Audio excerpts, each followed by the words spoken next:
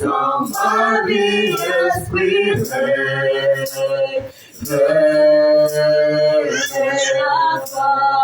la gloire de Dieu,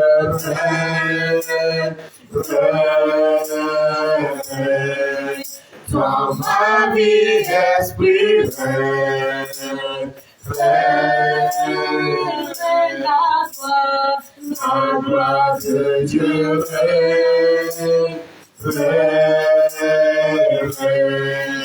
dans ma vie, esprit,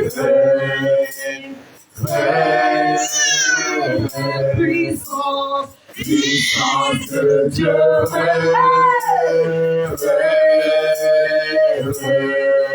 dans ma vie, esprit,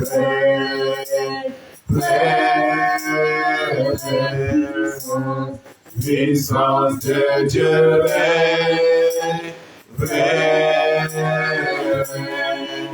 dans ma vie, esprit, que ta puissance règne, que ton esprit règne en ce lieu, que ta gloire règne dans nos vies, au nom de Jésus-Christ. Papa, nous sommes bien sans toi. C'est pourquoi, Seigneur, nous abandonnons à toi ce jour et nous implorons ta miséricorde dans nos vies. Car, Seigneur, rien ne peut être possible sans toi. C'est pourquoi, Papa, nous accrochons, Seigneur, à ta parole qui nous dit là où deux ou trois sont rassemblés. Papa, tu es présent. Alors, Père, nous croyons à ta présence, à ton esprit, à ta puissance, Seigneur, et à ta force. Afin, ô Éternel, que tu puisses toucher, Seigneur, tes enfants ce jour, renouveler tes enfants dans les Jésus.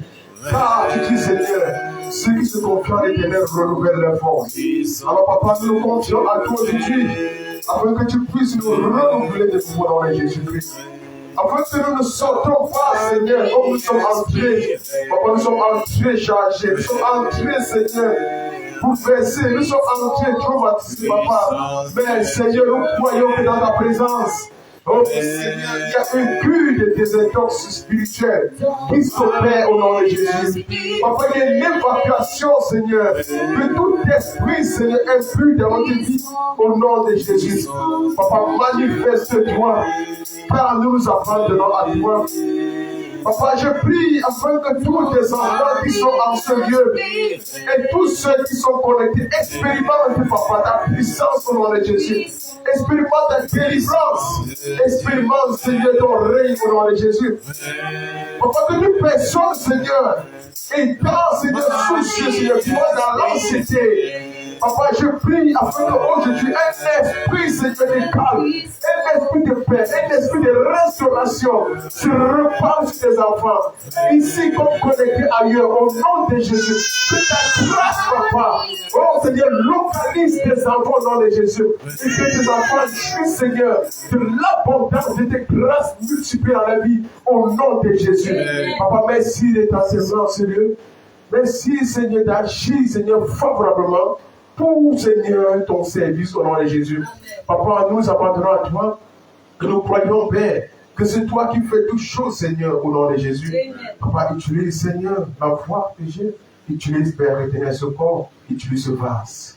Alors, Père, exprime, Seigneur, tes paroles, exprime tes pensées. Papa, bénis quelqu'un ce jour, délivre quelqu'un, Seigneur, et restaure quelqu'un au nom de Jésus. Amen. Que, Seigneur, ta voix soit entendue de tous au nom de Jésus. Papa, reçois toute la gloire, reçois tout l'honneur.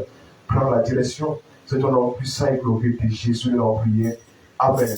Amen. Amen. Gloire à Jésus-Christ. Amen. Amen. Amen. Vous êtes bénis au nom de Jésus. Amen. Today is another day. Yes. On va continuer. Vous ne moquez pas de moi. Hein? J'ai quand même fait l'anglais spirituel. Amen. Amen. Donc, nous sommes, on poursuit toujours avec le combat de la foi, n'est-ce pas? Est-ce que tu es un combattant de foi? Amen. Est-ce que vraiment tu es un combattant? Tu es un militant pour vaincre au travers de la foi? Je ne pense pas que tu peux vaincre avec les plaintes et les lamentations. Je ne pense pas que tu peux vaincre avec des calomnies. Je ne pense pas que tu peux vaincre avec toute forme de médisance. Mais la seule chose, la seule fonction qui nous donne de vaincre en Jésus, c'est notre foi. Et notre foi est établie. Notre foi est établie en Christ par ce qu'on entend. Parce que la Bible dit dans Hébreux 11 que la foi vient de ce qu'on entend. Et ce qu'on entend vient de la parole de Dieu. Donc nous comprenons que si nous n'établissons pas la parole de Dieu dans notre vie, nous avons commencé dans un texte je pense que c'était de 1 Timothée 12, verset 1 Timothée 6, verset 12. Et puis nous avons compris que nous devons mener le bon combat de la foi. Amen. Donc il y a un combat que nous devons mener. Donc si nous ne nous levons pas pour mener ce combat, il faut vous assurer la chose que tu seras en train de faire, tu seras en train de t'épuiser. Parce que dans la foi, tu ne t'épuises pas, dans la foi, tu te renouvelles. Amen. Dans la foi, tu te fatigues pas, dans la foi, tu te renouvelles. Lorsque tu es faible, c'est alors que tu es fort. Parce que Jésus est ta force. Amen. Et c'est Jésus qui est le consommateur de la foi. Donc, si Jésus est le consommateur de ta foi, alors sache que à chaque fois que tu vas te nourrir, à chaque fois que Jésus sera formé en toi, constamment tu seras fort d'énergie spirituelle. Amen. Constamment, et tu auras l'ascendant sur toute forme, sur toute forme d'esprit ténébreux dans ta vie. Amen. Parce que les ténèbres sont répandues sur la surface de la terre. La Bible dit dans Ésaïe, je vais ouvrir la Bible dans Ésaïe. Vous allez comprendre? Dans Ésaïe 60 au verset 12. La Bible dit, voici les ténèbres couvrent la surface de la terre, et l'obscurité les peut, mais sur toi l'Éternel s'élève, sur toi la gloire apparaît. Donc le Seigneur dit, les ténèbres couvrent toute la surface. Donc, vous comprenez que la terre ici est recouverte de ténèbres. La terre c'est ténébreuse. Le monde est ténébreux, c'est un système ténébreux. Amen. Et on ne peut briller que dans la lumière. Dans l'esprit, ce monde ici est ténébreux. C'est ténébreux. C'est pour ça que tout à l'heure, David a lu un passage dans Éphésiens 6. Il a dit, nous ne luttons pas contre le sang et la chair. Amen. Mais contre les esprits méchants. Amen. Contre les princes de ce monde de ténèbres. Donc vous comprenez que le monde ici, le prince de ce monde de quoi? De ténèbres. Donc les ténèbres envahissent cette surface. Il faut comprendre que nous sommes dans un monde où les ténèbres ne cessent de prendre l'ampleur. L'apostasie, le mal ne fait que s'accroître. Vous pensez que c'était un monde illuminé qui va avoir autant de mal? Le mal ne cesse de s'accroître. On combat comment les ténèbres veulent montrer qu'ils sont grands. On combat comment les ténèbres disent qu'ils ont leur place. Ils disent qu'ils ont leur place. Pendant qu'on a dit, l'homosexualité sur le monde à l'envers, ils disent qu'ils ont leur place. L'esprit du monde à l'envers, ils disent qu'ils ont leur place. Que tu ne peux pas les empêcher. Donc tous, chacun réclame sa place. Et ils savent qu'ils appartiennent au monde des ténèbres. Parce que c'est ce à quoi ce monde est recouvert. C'est pourquoi on dit, voici les ténèbres couvrent la terre et l'obscurité les peut. Donc, l'obscurité, on comprend que les ténèbres couvrent la terre, maintenant l'obscurité. L'obscurité, c'est sur qui? C'est sur les peuples. Donc nous comprenons que nous avons une guerre à mener, un combat à mener. Le combat n'est pas rattaché directement à ta personne physique. Ce n'est pas comme si l'adresse des problèmes sont sur toi. C'est parce que tu es dans un monde ténébreux. Et il faut que tu pries constamment. Le moment où tu arrêtes de prier un peu, les ténèbres t'envahissent. Si tu es là pour prier, les ténèbres t'envahissent. Tant que l'ampoule restera allumée dans sa fonction de 100 watts, je peux vous assurer, les ténèbres ne peuvent jamais le toucher. Mais du moment où il va s'affaiblir, les ténèbres vont se rapprocher de lui. Regardez une ampoule qui a baisse tension la nuit. Qu'est-ce qui se passe? Les ténèbres viennent, n'est-ce pas? On sent comment la chambre devient obscure doucement, doucement. Mais du moment où la tension revient bonne, les ténèbres vont comment? Elles disparaissent.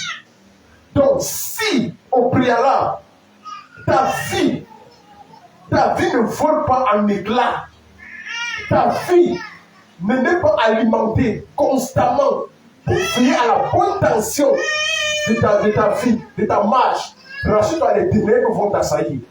Un moment de ta vie où tu restes et tu sens une forme de lourdeur spirituelle, c'est parce que ta tension a baissé. Ta connexion avec le Saint-Esprit a baissé. Ta méditation a baissé. Ta vie de prière a baissé. Beaucoup de choses ont baissé sur toi. Beaucoup de choses. Tu n'arrives plus à t'établir comme un enfant de lumière. Tu n'arrives plus à t'imposer. Pourquoi il nous arrive souvent de changer les ampoules? Parce qu'on dit que telle ampoule a déjà affaibli. Parce qu'on dit que telle ampoule est grillée. Quand tu t'écris dans le monde, si tu es mort. Mais quand tu faiblis, tu peux encore, avec la bonne tension, te relever. Amen. Amen. Donc il faut faire très attention. Quand tu es en train de t'éteindre, si tu t'écris, rassure-toi, tu es fini. Amen. Amen. Parce qu'on dit que, la Bible dit ici, l'obscurité s'élève sur les peuples. Voici les ténèbres recouvrent la terre et l'obscurité les peuples. Mais ce que Dieu vient faire quoi? On dit, mais sur toi, les ténèbres se lèvent. Donc sur toi, la bonne tension s'élève. Amen. Il dit, sur toi, la gloire apparaît, donc sur toi, la lumière de Dieu. Donc, à chaque fois que tu es dans ton mouvement d'ascension, de rapprochement, rassure-toi, la gloire de Dieu ne fait que s'augmenter dans ta vie. Mais quand tu ne travailles pas à ton ascension spirituelle, à ta consécration, rassure-toi, les ténèbres vont t'envahir. Tu ne seras pas différent d'une ampoule de 2 watts. Tu seras comme un briquet d'orge dans les ténèbres. Amen. Amen. Donc faites très attention à votre tension spirituelle, à votre classe spirituelle. Amen. Amen. Est-ce que vous embrassez le monde ou bien c'est le monde qui vous embrasse? Posez-vous la question. Amen. Amen. Parce que nous sommes dans un monde terrible. Je vous dis une vérité. Ce n'est pas que c'est toi qui es en train de voir le jour-ci. Le monde ici spirituellement est recouvert des ténèbres. Et tu recouvres les ténèbres. Même les esprits méchants pour te voir.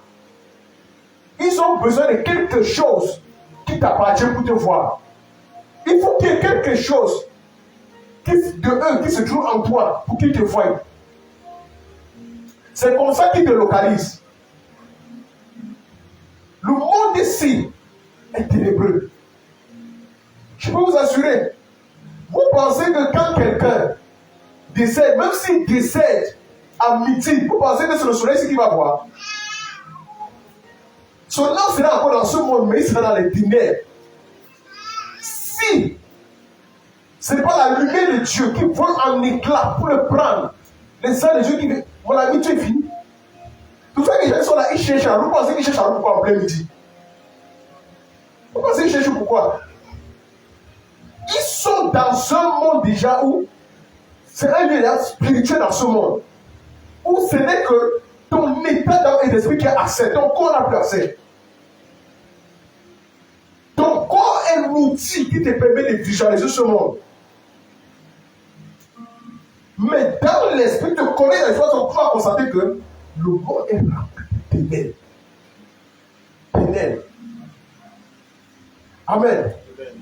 C'est pourquoi vous allez constater que tu meurs à 2 heures, que tu meurs à 14 heures. C'est la même, c'est-à-dire c'est la même chose. C'est pas possible, tu meurs à 2 heures, oh, demain, celui-là est fini. Et celui-là qui meurt à 14 heures, Dieu demande dans la lumière. Quelle lumière? Quelle lumière? Vous pensez que le monde est éclairé par ça? C'est ce que tu vois. C'est ce que tu vois. Amen. Donc il y a des choses. Et puis il commence à voir les choses qui sont connectées au monde spirituel. Les gens, comment ils voient les morts, ils voient les gens marcher, ils voient les ceci. Ils ne voient plus ces propres gens. Amen. Donc nous devons veiller dans notre ascension, dans notre consécration spirituelle, dans notre marche. Comment ça se passe? Comment ça se passe? Amen. Amen. Nous avons un combat à mener, le combat de la foi. Amen. Apprenez à regarder toujours à ce qui est en avant. Donc, on était dans la suite. Regardez à ce qui est en avant afin de mener une vie remplie de l'Esprit de Dieu. Amen. Amen. Regardez à ce qui est en avant afin de mener une vie remplie de... D'accord. Donc, la Bible dit dans Proverbe 25, verset 4. Quelqu'un avec moi? Amen. Proverbe chapitre verset 25. Pourquoi vous êtes nerveux aujourd'hui comme ça? J'ai changé de ton. Hein? Amen. Amen. Amen. Ne vous fâchez pas. Hein? On dit souvent qu'il ne faut pas fâcher, il faut s'amuser. Ça passe. Gloire à Jésus. C'est la point très importante que ça passe. Au verset 25, la Bible me dit. Proverbe 4, verset 25. La Bible dit, je lis dans la Bible 8 secondes. Version 19, 10. Que tes yeux regardent en face et que tes paupières se dirigent devant toi. Il dit quoi? Que tes yeux regardent en face, pas derrière. Donc ça veut dire considère ton chemin. Regarde ton chemin. Regarde par où tu passes. Ne regarde pas en arrière comme ça, tu vas te heurter très mal. Apprenez à regarder en avant. C'est ça que la Bible dit ici. Et il dit au verset 26, considère le chemin par où tu passes. Considère le chemin par où tu passes. Quelles sont tes voies? Veille à tes voies. La Bible dit travaillez à votre salut. Veille sur tes voies. Veille sur ta vie de consécration. Considère tes voies parce que nul ne sait l'heure, nul ne sait le moment. Il viendra. Jésus peut venir en plein midi, c'est direct, il tourne comme ça. Vous pensez que c'est. Parce qu'on dit viendra avec un voleur. Pour la nuit là, c'est pas des nuits spirituelles. C'est pas que. Il y a des gens qui disent la nuit, je ne dors pas, je vais. Donc quand je suis pas venu, je vais le voir. Pas voir moi. Hein? Pas voir moi. Il vient en plein midi. Pourquoi on dit quand l'allemand va Dieu? Les gens seront en train de conduire, les gens vont partir. Pourquoi? Pourquoi alors en ce moment? On dit que les avions, les gens vont quitter les avions, c'est vrai. Les gens seront en train de marcher en route, les gens sont en train de faire les commerces, ils vont partir. Bon, pourquoi il n'a pas attendu que tout le monde va dormir? Et pour vous dire même, est-ce que la nuit va être pour tout le monde? Il n'y a pas les gens pour le voir la nuit. C'est pas ça? Ça veut dire que vous avez voyager la nuit comme ça, après je vais les voir.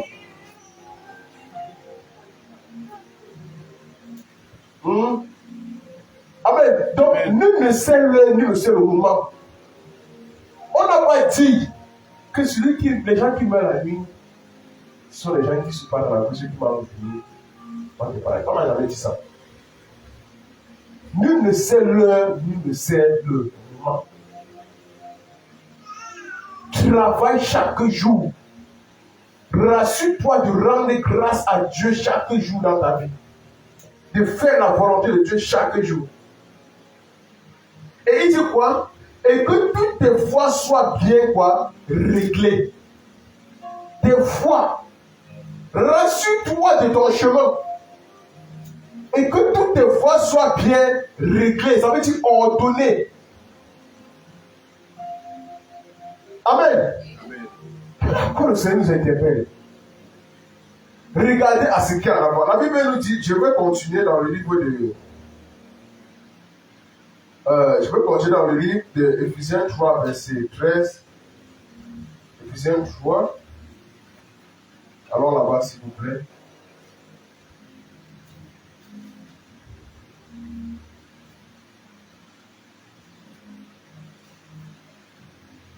Éphésiens 3, verset 13 à 14. La Bible me dit, dans Éphésiens 3, à partir du verset 13, il dit ainsi, je vous demande de ne pas perdre courage à cause de mes tribulations. Pour vous, elles sont votre gloire. Verset suivant, à cause de cela, je fléchis les genoux devant le Père. Il dit, à cause de cela, je fléchis les genoux devant le Père. Et il nous encourage, écoutez bien, il dit, ainsi je vous demande de ne pas perdre le courage à cause de mes tribulations. De ne pas perdre. Travaillez à votre assurance dans votre salut. Travaillez. Maintenez le cap. Il dit, c'est pourquoi, à cause de cela, je fléchis devant le Père. Duquel dit son nom, toute famille dans les cieux et sur la terre. Duquel dit son nom. Amen.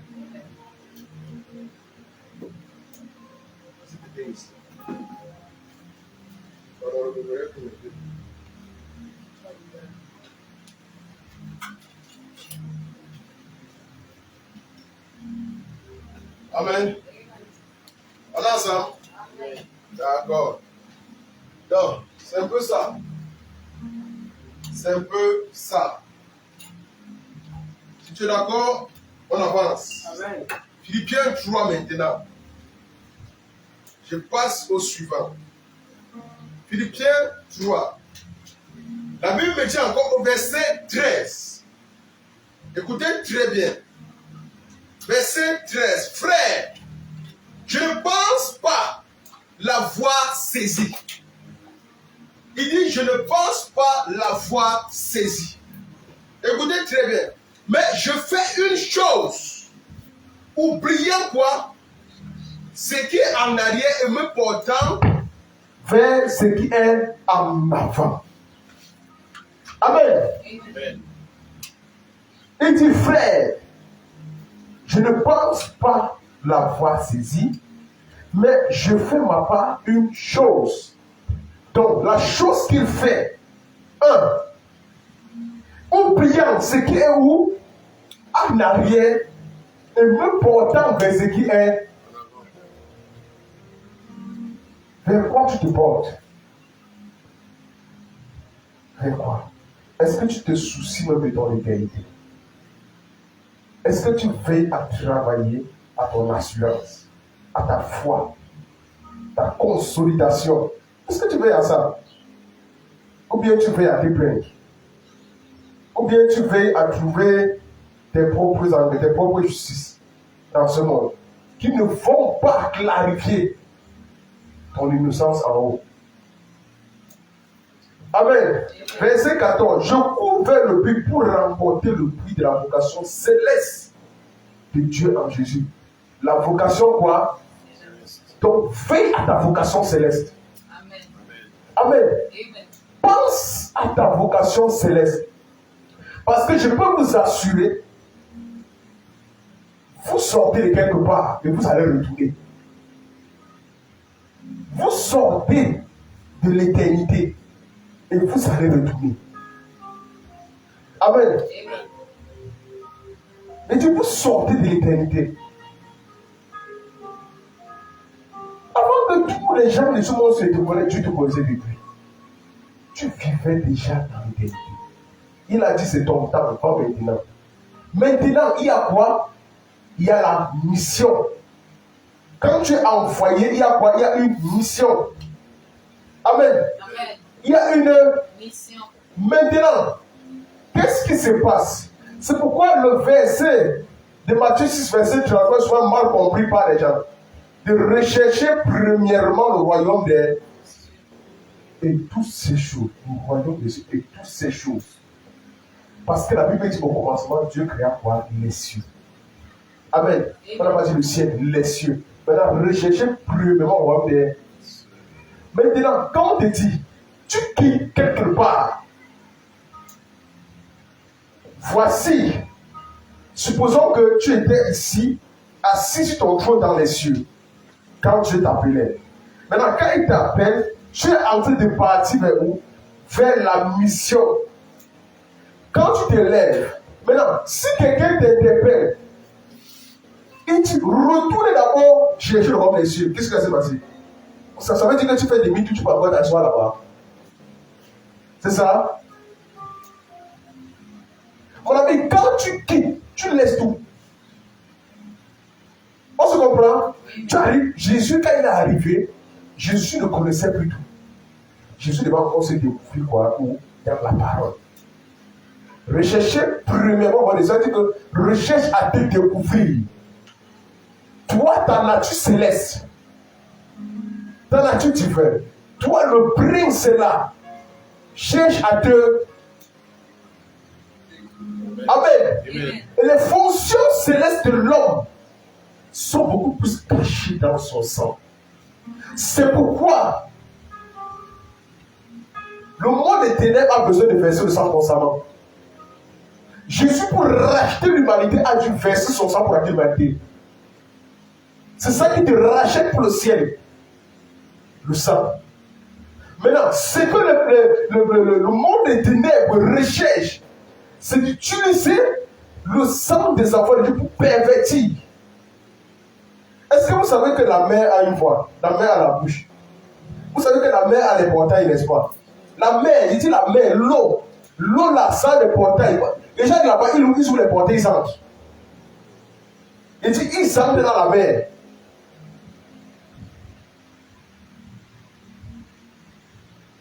Amen. Et la mer que vous voyez a des trésors cachés.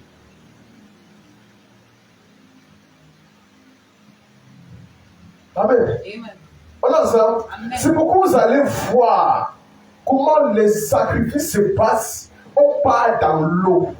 Et on dit, on va sacrifier quelqu'un dans l'eau, on sacrifie.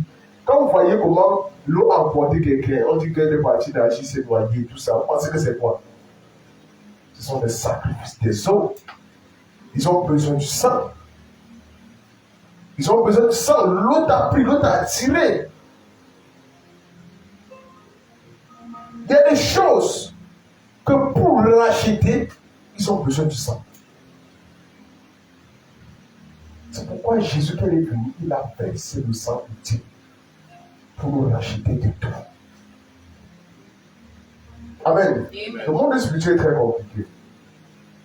Ne voyez pas les choses comme vous voyez là. Vous pensez que tout est simple. Il dit la mer a une voix, la mer parle. La mer parle. Le corps de l'être humain compte environ 5 litres de sang. Quand tu parles de l'hôpital, pourquoi on te prend seulement 1 litre? Tu sais comment tu rentres?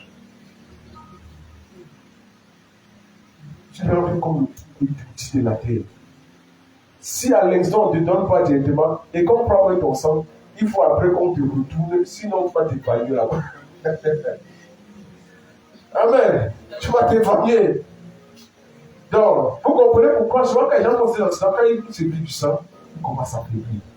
Ils s'affaiblissent jusqu'à ce qu'ils parlent. C'est comme ça. Donc, le sang que vous voyez, la vie se retrouve dans ton sang. Si ton sang se vide, tu pars. Il dit ta vie.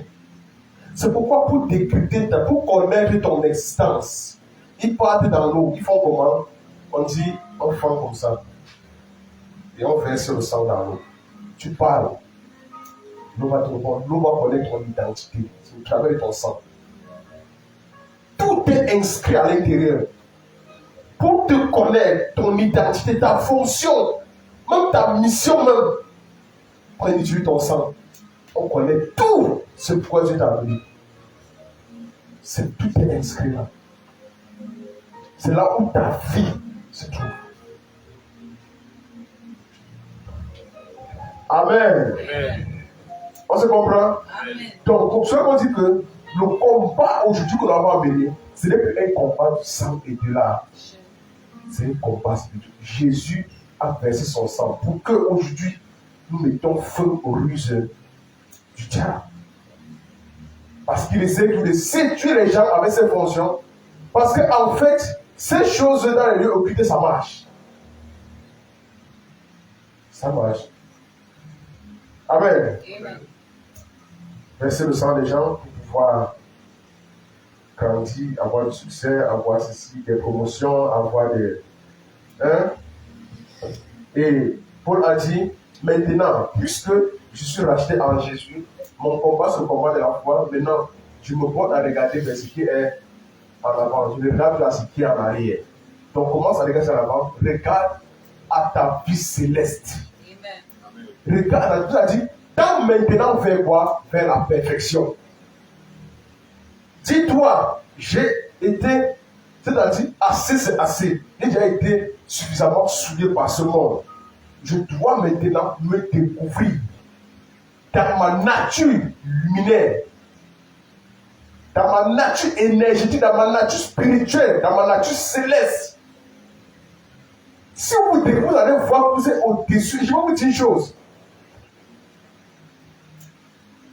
Je vais vous dire une chose. Écoutez très bien. Pendant que tu sens encore, je reviens à quelque chose. Est-ce que vous savez que le sang transporte la mission? Est-ce que vous savez ça? Ok. Lorsque, vous savez, je vous ai dit que le monde ici est ténébreux, n'est-ce pas? On dit que la surface, c'est pas ce que je vous ai dit. La Bible dit. D'accord? Voilà. On va dire que le pasteur l'a dit. Donc, le monde ici est recouvert de ténèbres et l'obscurité est sur les peuples. Et je vais vous dire une chose. Lorsque l'obscurité est sur les peuples, même les anges ne vous voient pas. Est-ce que vous savez ça? Et même eux, ils ne vous. Seul l'ange qui t'a été assigné et auquel ton sang transporte une mission, c'est avec ça qu'il peut te voir. Vous comprenez? David a dit, lorsque je marche dans la vallée de l'ombre de la mort, je ne crains pas parce que c'est son ange. Maintenant, regardez ce qui se passe. Dieu vient avec Moïse en Égypte. Et il dit quoi? Je vais tuer tous les premiers. Il dit quoi? Mettez du sang. Le sang est fluorescent de l'agneau. Mettez ça sur les linteaux des portes. On se comprend un peu? De là, quand je vais passer, quand l'ange de la mort va, quand il va voir, il va passer au-dessus. Est-ce que vous comprenez? Là où il ne fera pas, donc le sang là, qu'il a demandé de faire, le sang apporte une mission. C'est maintenant le sang qu'il voit. Là, de la mort est en train de passer. S'ils n'ont pas dit s'ils vont mourir, même s'ils sont les enfants de Dieu. C'est pourquoi les chrétiens sont égorgés dans le monde.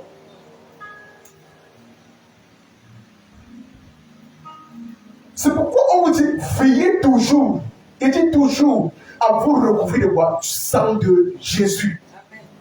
Parce que le sang de Jésus porte une mission éternelle. Et qu'il vous garde des attaques de ce monde. Parce que je vais vous dire une chose. Quand tu as Christ en toi, même si on envoie dans la mort, tu ne peux pas ta tête. C'est pour ça que Paul a dit, même si c'est un ange qui te gêne, fais-le à la tête. Lorsque l'ange est venu chercher, Paul a dit que mon frère, laissez-moi encore un peu de temps. Si on se comprend, il dit, donnez-moi encore un peu de temps, je dois encore gérer un peu certains gens ici. Pour l'amour de ce peuple. Amen. Amen. Donc, Paul n'est pas parti en son temps. Paul est parti après son temps. Paul ne devait pas partir comme ça. C'est juste la désobéissance, c'est-à-dire, On dit que quand tu ne l'as pas fait en son temps, sache qu'il y a des conséquences que tu vas subir. On est bien venu chercher. Le gars a dit jamais. Maintenant, il sait quand c'est-à-dire le surnaturel est bouleversé à cause de la fréquence qui a changé, c'est que ça peut créer un plan janvier. Pour ne pas se décapiter. C'est que c'est le plan de Dieu. Amen. Donc faites très attention. Il dit, mais faites très. Écoutez très bien. Lorsque l'ange de la mort arrivait en Égypte, l'ange de la mort ne voyait pas le peuple. Il ne voyait pas.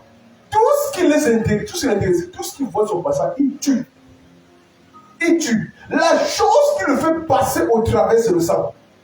Le sang de Jésus qu'on asperge aujourd'hui sur nous. C'est ce sang influençant que le Seigneur avait libéré une puissance au travers de ça pour permettre alors de passer au travers. C'est pourquoi beaucoup de choses sont demandées par le sang. Beaucoup.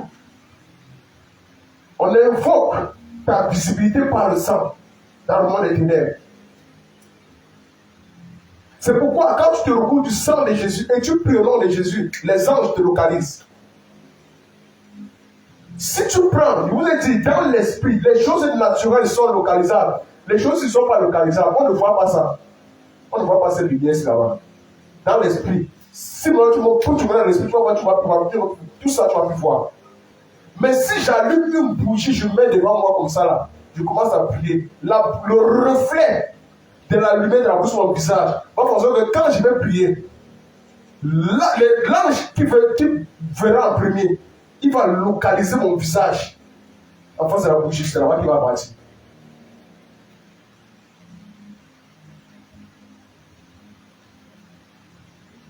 C'est pourquoi des occultismes allument des bougies pour pouvoir faire des imprécations. Amen. Parce qu'ils savent. Les amis savent que ça les intéresse, mais ils sont là avec les bougies.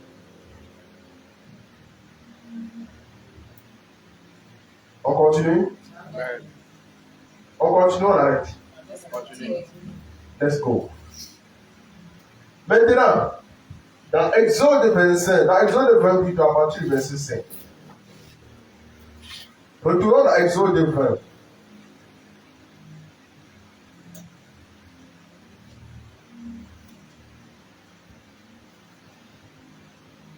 Dans Exode,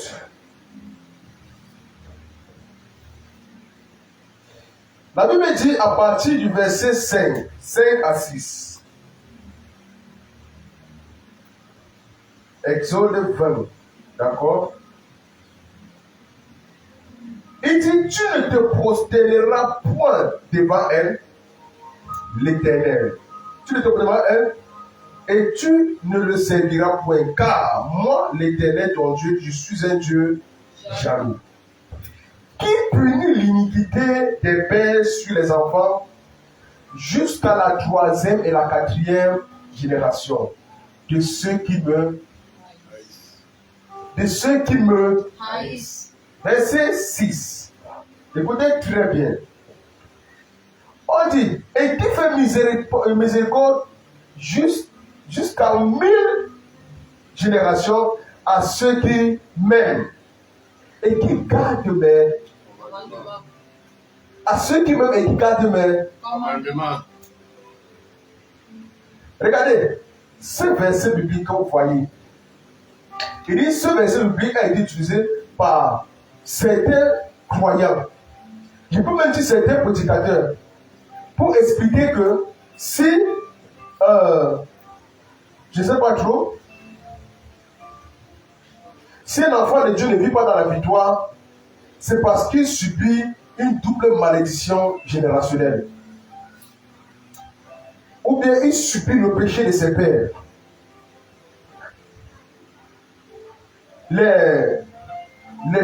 C'est-à-dire, les partisans de la loi ont beaucoup établi. Or, maintenant, Dieu va apporter une lumière à cela. Attendez. Écoutez. Deutéronome 24. D'accord. Mettons Deutéronome 24. Écoutez, dans le Deutéronome 20, il y a deux catégories de personnes qui sont ici invoquées. Il y a ceux qui haïssent Dieu et ceux qui aiment Dieu. Ceux qui haïssent Dieu et qui vivent dans quoi? Dans la malédiction. On a ça. Et ceux qui aiment Dieu et qui vivent dans quoi? Dans la bénédiction. Or, dans le verset 24, dans le chapitre 24, verset 16, la Bible dit, écoutez très bien, au verset 16, la Bible dit, la gloire de l'Éternel reposa sur la montagne de Sinaï, et la nuée la couvrit pendant 6 jours. Le 7e jour, l'Éternel appela Moïse du milieu de la nuée. Attendez un peu, j'ai dit verset. Et chapitre combien? Chapitre 24, n'est-ce pas? C'est ça, c'est là-bas, non?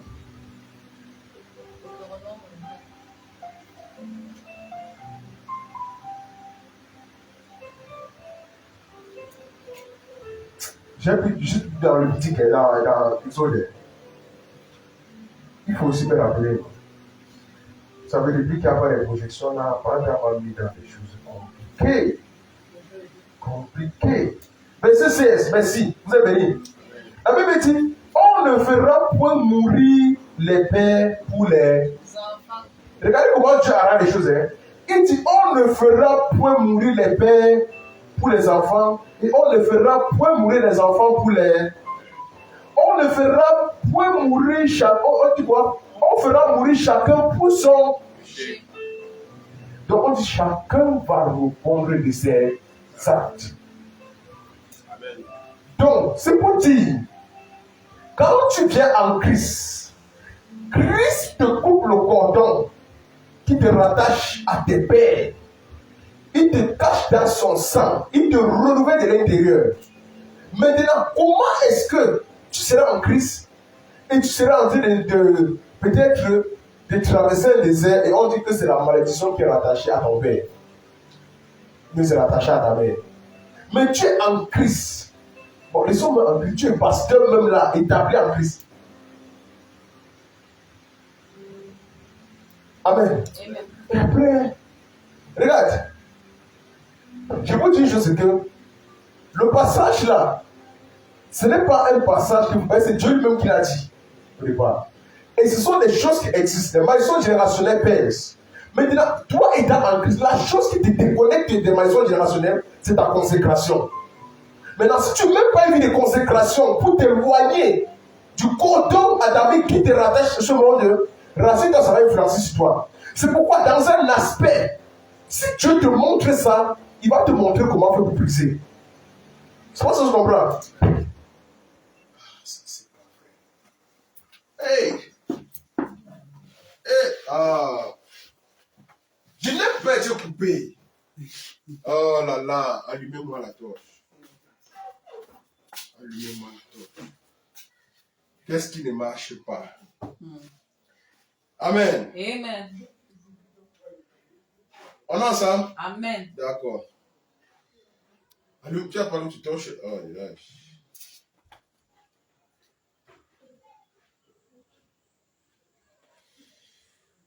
Ok. Dans Ézéchiel 18, à partir du verset 2.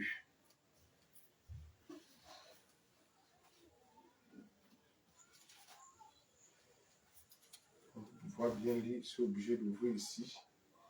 Dans Ézéchiel 18, à partir du verset 2.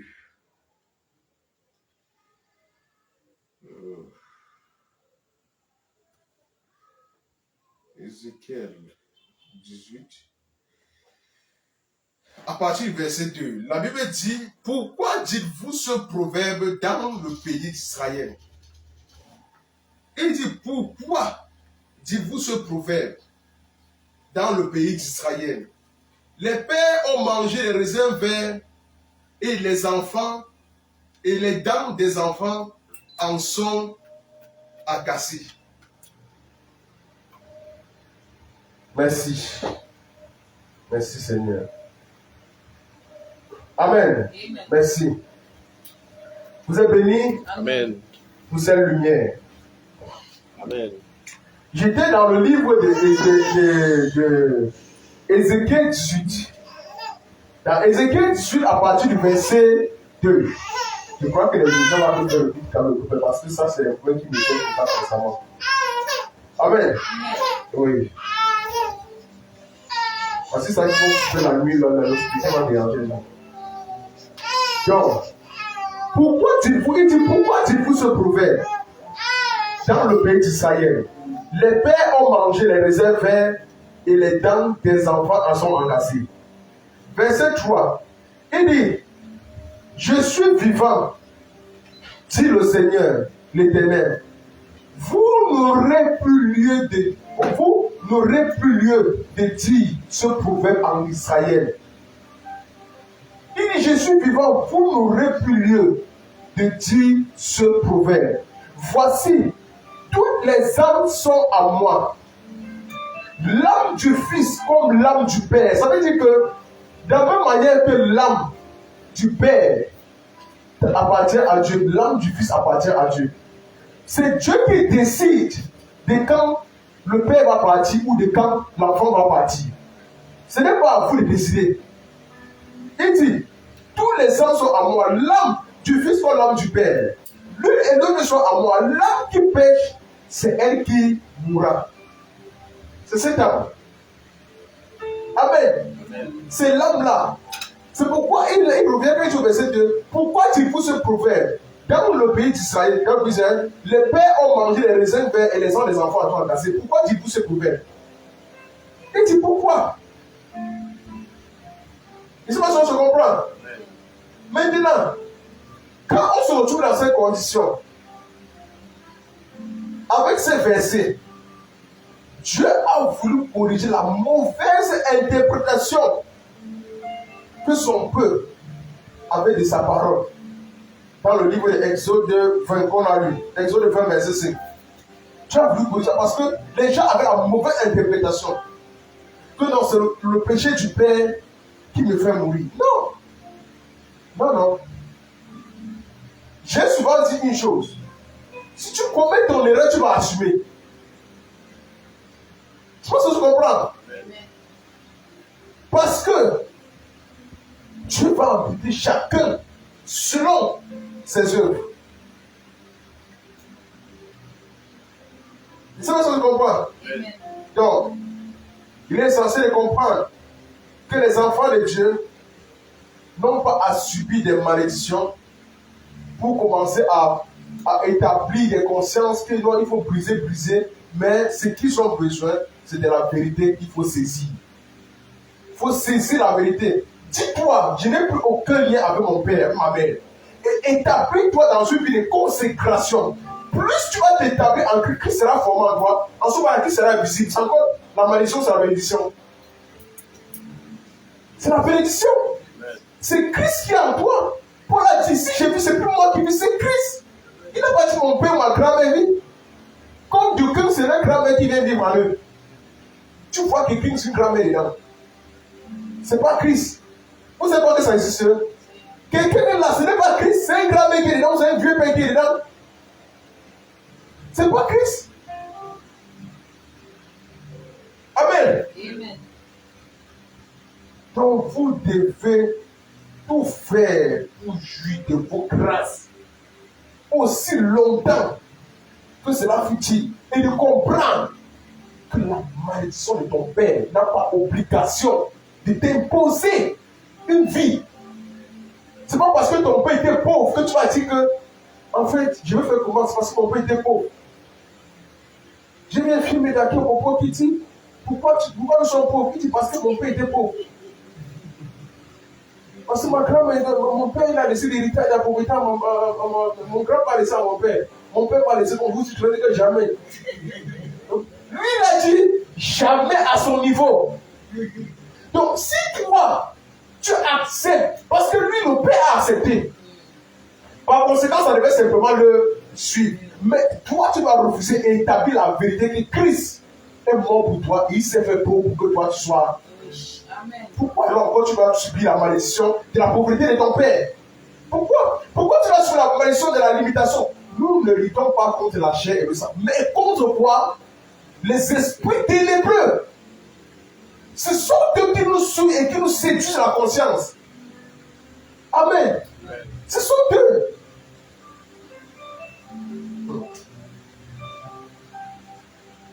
Faites très attention. Faites très attention. Et je vais vous rassurer. Il y a des gens qui ne comprennent même pas ce que c'est que c'est-à-dire aimer quelque chose. Quand tu aimes quelque chose, tu es séduit par la chose. Tu es. C'est pour ça que Christ a dit personne ne peut aimer le monde ni l'argent et aimer Dieu. C'est pas possible. Tu ne peux pas aimer maman et tu aimes Dieu. Soit tu vas aimer un haïr l'autre. On se comprend un peu. Maintenant, la chose auquel tu es plus attiré, c'est la chose qui te séduit. Si c'est Christ qui t'attire le plus, ça veut dire que Christ te séduit. On se comprend un peu. Tu veux vivre Christ. Ok, bon, je prends l'exemple simple. Quand un homme veut se marier, une femme veut se marier, pourquoi il se marie d'abord un? C'est parce qu'elle est d'abord séduite par la beauté de l'homme, ou bien l'homme est séduit par la beauté de la femme, n'est-ce pas? Il y a une forme de séduction qui s'établit. Une séduction qui n'est pas mauvaise. Et attention, on ne parle pas ici, il faut faire attention à la séduction là, et de dire qu'elle est mauvaise, elle n'est pas mauvaise. Ça c'est la séduction qui t'attire dans ton bonheur. On se comprend un peu? De telle façon que si tu aimes plutôt, parce qu'une femme en réalité doit être une femme, elle doit toujours séduire son mari. Le jour qu'elle est séduite par son mari, là, on va commencer à s'effriter. Une femme doit toujours, un homme doit toujours séduire sa femme. Sa femme doit toujours regarder cet homme-là qu'elle a aimé. Je sais pas si vous comprenez un peu. C'est un peu ça. Donc, Jésus dit, si tu viens à moi, tu ne seras pas dépourvu. Parce que je suis le même hier, aujourd'hui et demain. Donc, je ne change pas. Ma parole reste. Donc, le jour que je t'ai dragué, la parole était donnée, je vais te donner la parole là, le jour des vœux, le jour qu'on va renouveler, je vais à côté dire les mêmes mots. Ça veut dire que mon amour ne sera pas effrité. Même après 100 ans, tu dois être capable de regarder ta femme et de dire, ma femme, je t'aime. Beaucoup de couples sont brisés parce qu'on a établi, il faut le dire, non, la femme, non, tu n'es pas. Non, mon ami, tu dois apprendre à dire à ta femme, je t'aime. Il y a des couples qui ne disent pas, je t'aime. Je vous dis, il y a des couples de nos parents, des colons, là, ils ne connaissent pas dire, je t'aime. Ils regardent la femme, ils savent que non, la femme, elle doit obéir, elle doit faire comme ça, comme ça. C'est la loi à la maison, mon frère, dictation. Il n'y a pas de compréhension, la femme doit écouter et faire. C'est ça, c'est pour ça que le mari doit prendre les 5 femmes, 6 femmes. Et tu dois pas parler, tu dois habiller que l'autre. C'est comme ça. Il n'y a pas de séduction, il n'y a pas d'amour, il n'y a pas de feeling. Maintenant, tu pousses une femme et dès que tu sors, tu es séduit par une autre. Pourquoi? Ça veut dire que la femme qui a besoin de te séduire plus. Tu dois toujours être séduit par ta femme. C'est ça qui te maintient toujours dans ton tremplin d'amour. De la même que tu vas toujours être séduit. Tu vois que Christ a fait le mariage pour la représentation céleste. Tu vas toujours être séduit, passionné par Christ, passionné par son service. Quand tu aimes la femme, tu aimeras rendre service à ta femme. Ça se comprend. Quand la femme, nous sommes les femmes de Christ. Comme nous aimons là, on aime toujours faire ce qui doit faire plaisir à Christ. On doit toujours, c'est-à-dire, quand on doit tout rester, dit Seigneur, on veut te servir. Comment est-ce qu'on peut faire? Comme la femme, elle dit, mon chéri, tu peux manger quoi? Je peux te donner quoi? Je peux faire ce que je peux faire. Elle est toujours en train de réfléchir. Comment son mari sera heureux? C'est ça le service. Amen. Amen. Amen. C'est pas les lois, les dictatures, les contradictions bizarres. Vous ne vivez pas le mariage.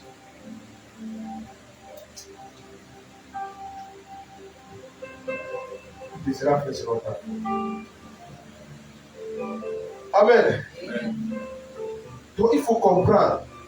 Parce que lorsque Sarah a compris qu'il faut qu'elle commence encore à séduire son mari, alors elle a reçu le pouvoir d'aller le procréer. Reste là, ne séduis pas ton mari. Reste là. Tu dis non, je suis chrétien, tu es à la maison. Toi, tu as des gros foulards, tu mets des gros capas. Tu mets des échelles là, comme ça, là, comme les musulmans. Tu attends seulement ton tour, que l'homme dit, passe te coucher ici, là, tu te couches seulement. Après, allez, va dans ta chambre. C'est ça que le Dieu fonctionne. Hein. Il n'y a aucune, ça dit, l'homme ne peut pas rester comme ça, la femme passe devant lui, dit que waouh. Et il anticipe. Hein? Parce que c'est-à-dire, quand tu dois prendre la parole de Dieu, mon frère, tu dois anticiper l'adoration.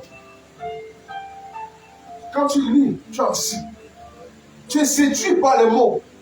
Tu anticipes les inspirations viennent. C'est ça qui fait que tu libères des gens nouveaux. Tu anticipes. Tu es là, non, comme dans certaines églises. Et moi, je vois, la robe, je suis ici là.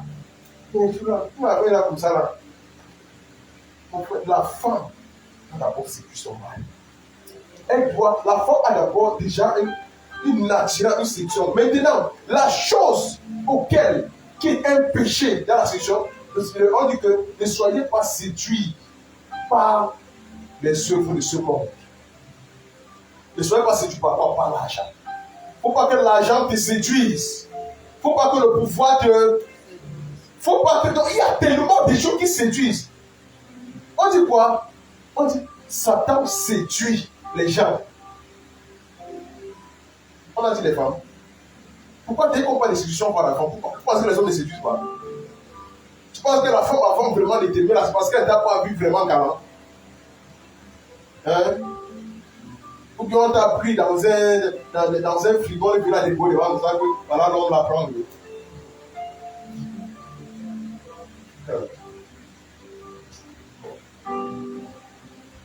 Une femme avant d'épouser un homme, même si l'homme, non, mon ami, il faut respecter la femme qui t'épouse et il faut respecter l'homme qui t'épouse. Je vous assure, parce que quoi? Ce que la femme l'a vu en toi, beaucoup n'ont pas vu. Les gens ont vu tes défauts, ils ont vu cela, tes manquements. Mais la femme là, elle a vu tes qualités. Elle a vu ce que les autres n'ont pas vu. Elle a vu un homme avec qui elle va faire son avenir. Elle a vu un homme avec qui elle va bâtir une vie. Elle a vu un homme avec qui elle va prospérer.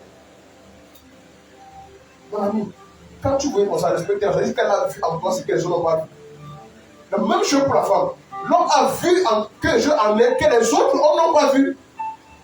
Les autres hommes pouvaient seulement venir la voir, l'exploiter, l'utiliser, abuser de faire cela. Mais il y a un homme qui va venir, va dire non, moi je t'aime pour la vie. Il est sérieux. Or, l'autre femme ne voit pas ça. C'est pourquoi, quand le mariage est allé sur la fonction physique matérielle, elle va finir par se perdre. Parce qu'au fil du temps, les choses ne vont pas se passer comme prévu.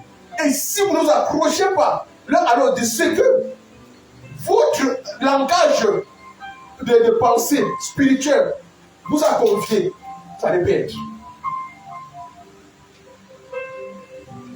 Amen. Faites attention. On ne pousse pas un homme qui a reçu une femme qui a reçu. On ne pousse un homme parce qu'on veut construire une vie avec cet homme. On ne pousse pas parce qu'on veut construire une vie avec cette femme. Amen. On veut poser le premier fondement avec elle. On veut poser la première vie avec elle. De là, vous allez dire, nous avons combattu comme ça. Amen. Aucune personne ne peut vous délabrer.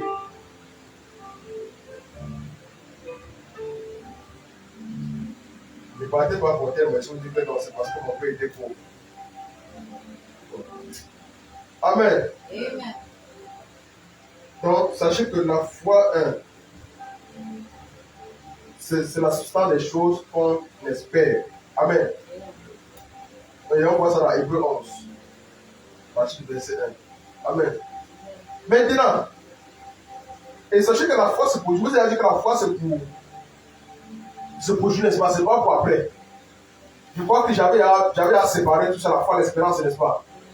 J'avais à parler de quand il s'agit de la foi, c'est quelque chose qui s'établit au présent. Ça s'établit par présent. C'est-à-dire que quand tu demandes quelque chose par la foi, tu la reçois instantanément. C'est ta chose qui t'appartient et c'est la foi qui est le seul moyen. C'est la foi qui est le seul moyen de paiement, le seul moyen de transaction pour arriver à toi. Amen. La chose qui te reste maintenant, c'est quoi? Ça allait simplement encaisser. On est d'accord? La foi, c'est le moins, c'est un peu comme Orange Money, c'est un peu comme le compte bancaire. Quand on dit que je t'ai fait un virement, oui, on t'a fait un virement bancaire de 100 millions, c'est bon. Est-ce que tu as l'argent là? Est-ce que bon? Tu as reçu l'argent, c'est là, c'est électronique. Parce que même si tu pars là-bas, on ne va pas te donner 100 millions là comme ça. L'argent est là, on ne nie pas, mais la banque ne nie pas que c'est ton. Mais tu vas pas te donner ça. C'est pas ça que tu comprends. C'est un peu comme ça, mais c'est ton. Maintenant, il y a maintenant un protocole pour occuper ton. C'est parce qu'on va dire non, on m'envoie l'argent ici hier. Non. Maintenant, dans la foi, il y a un moyen, un canal de comment maintenant récupérer ta chose. Oh, dis pas. Non, je parle. Vous en voulez répondre? Oh là là, vous ne connaissez pas. Vous donnez les moyens pour récupérer vos clés. Vous ne comprenez pas. Oh là là. Pourquoi? Parce que la Bible dit dans Proverbe 18, verset 21, la vie et la mort sont au pouvoir de. Quiconque lève en mangera son. Donc la vie et la mort sont au pouvoir de la langue. Donc comprenez qu'il y a au travers de ta langue une puissance, une substance qui te donne de posséder la chose qui t'est déjà transmise spirituellement. Amen. Amen. Oh là là, je sais pas, on n'arrive pas à me comprendre. Amen. Vous ne comprenez pas, vous ne comprenez pas. Oh là là. Le mot pouvoir, en hébreu, se traduit par la main. Oh là là.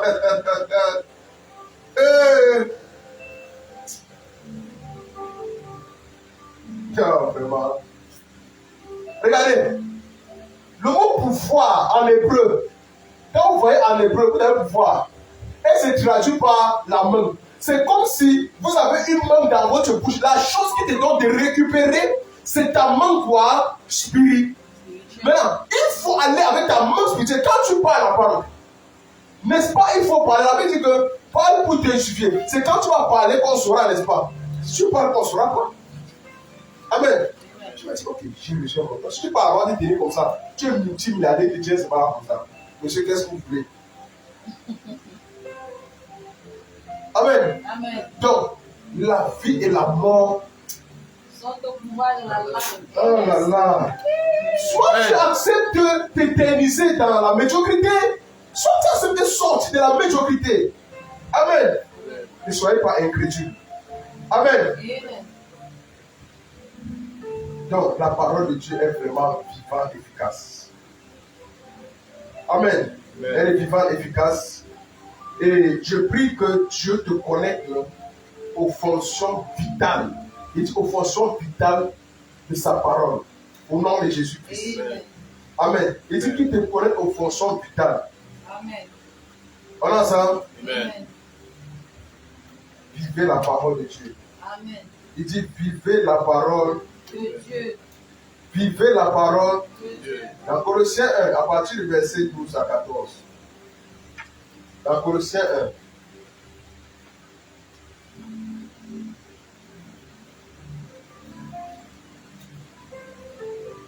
1. Rendez grâce au Père qui vous a rendu capable d'avoir part à l'héritage des saints dans la lumière. Nous qui nous a délivrés de la puissance des ténèbres et nous a transportés dans le royaume du Fils de son amour, en qui nous avons la rédemption et la rémission des. On dit rendez grâce au Père. Donc, dans ta fonction vitale, tu dois continuellement rendre grâce au Père.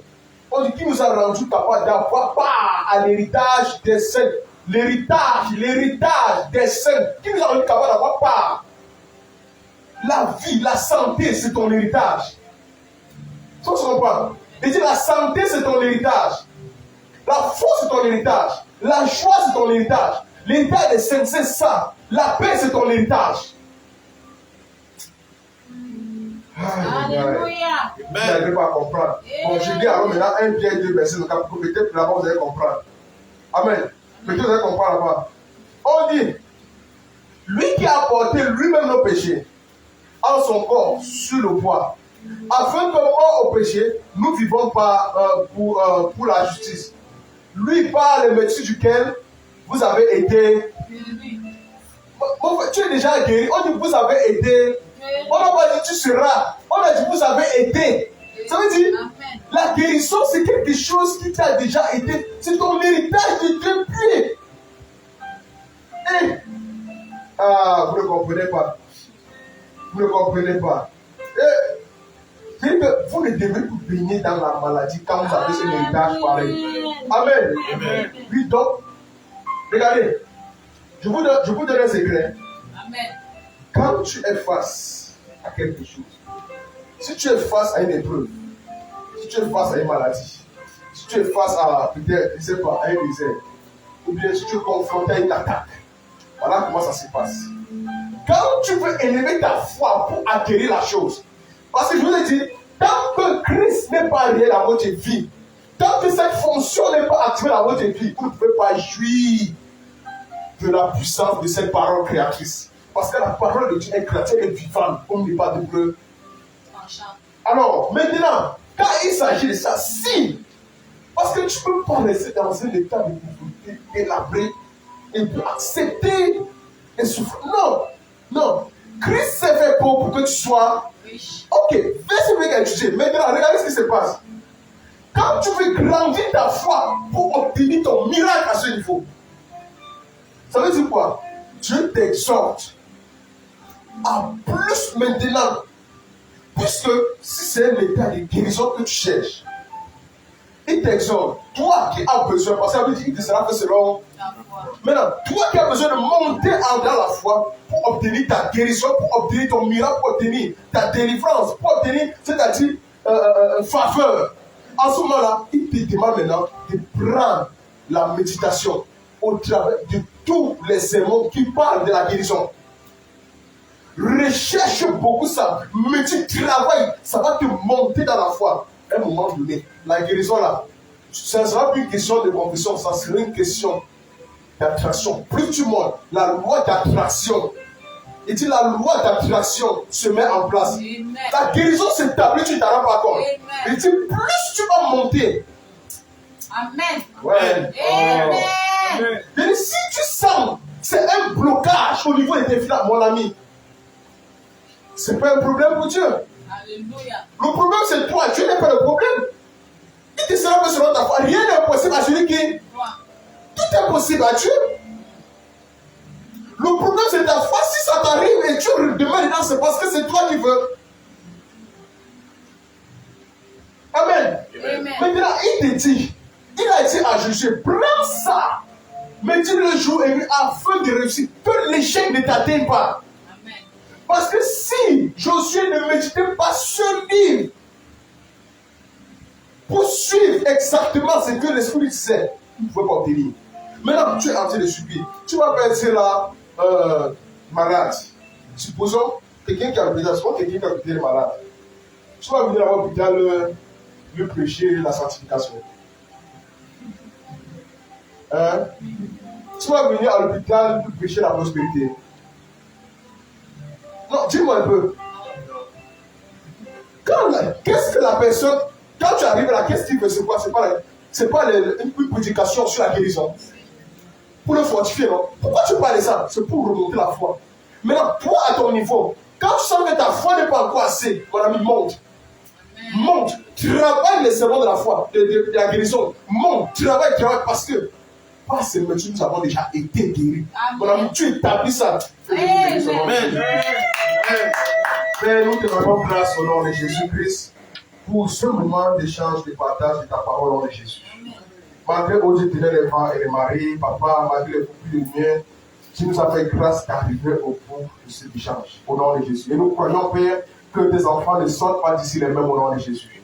Papa, que ta grâce soit multipliée et que chacun, Seigneur, soit impacté, touché par ton esprit au nom de Jésus. Peu importe les zones d'ombre, peu importe les zones de difficulté, peu importe les zones où des ténèbres qui étaient encore floues dans la vie des enfants, je prie que cela, Père, soit aujourd'hui dévoilé au nom de Jésus. Que ta lumière arrive au nom de Jésus. Car tu as dit, Seigneur, même comme les ténèbres recoulent à la terre, même comme l'obscurité, Seigneur, s'élève tes enfants, mais toi, Seigneur, c'est toi qui t'élèves et ta gloire apparaît sur tes enfants au nom de Jésus. Papa, je crois et je confesse aujourd'hui que ta gloire, Seigneur, est apparue sur nous au nom de Jésus et de tous ceux qui sont connectés au nom puissant de Jésus. Papa, que ta force, Seigneur, soit renouvelée en chacun de nous. Au nom de Jésus-Christ, Père, nous déposons tout à tes pieds et nous te disons merci, Papa, pour ton influence, pour ton impact, Seigneur, pour ton embrassement, Père éternel, pour, Seigneur, ta régénération à nous, au nom puissant de Jésus. Que toute la gloire te revienne, Père. Nous serons souvent dans ton sang précieux. Nous serons, ô Dieu éternel, au retour chacun dans ton sang précieux. Et que tous ceux qui sont connectés, Père, soient serrés dans ton sang précieux. Au nom puissant de Jésus-Christ, reçois tout l'honneur. C'est au nom de Jésus, nous prions. Amen. Amen. Amen. Vous êtes bénis.